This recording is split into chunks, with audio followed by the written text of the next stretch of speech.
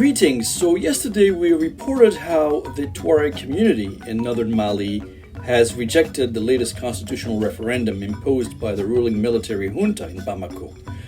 Not only the constitution gives tremendous power to the future president, which clearly is a hint that junta chief Colonel Assimi Goïta plans to stay in power until he's removed by another coup, but the CSP, a political and military movement grouping various Tuareg factions in northern Mali, has alleged widespread fraud during voting over the past weekend.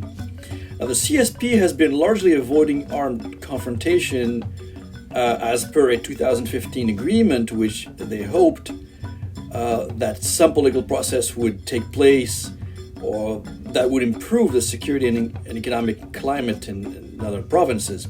Obviously, none of that happened, and now another armed rebellion involving the Tuaregs cannot be ruled out.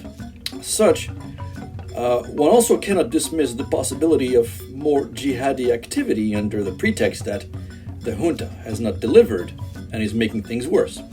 Now, among the grievances reported by the CSP is that armed groups prevented the vote from taking place in numerous places in the north. CSP even went so far as to allege that no voting took place anywhere in the north.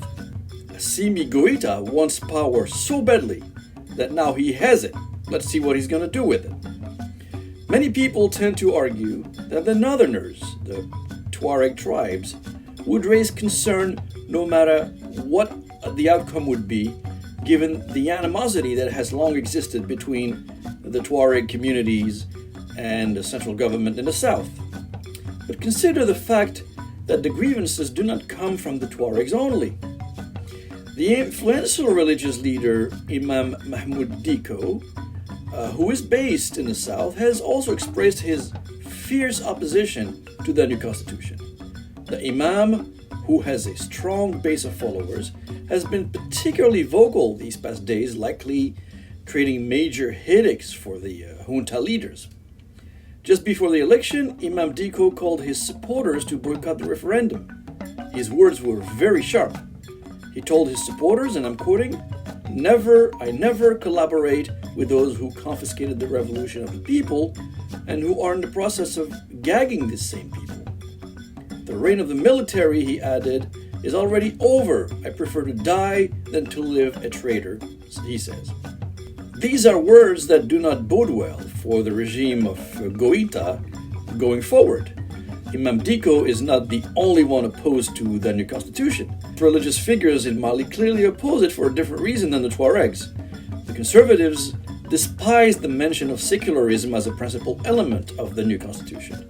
The Imam went as far as attacking the government on the basis of being ruled by the military.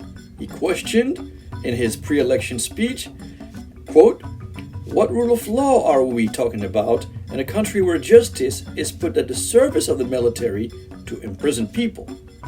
End of quote. So for the military regime in Mali, what is the way forward? Clearly, getting the Russians to come to the rescue in the war against terror groups is not going to be enough.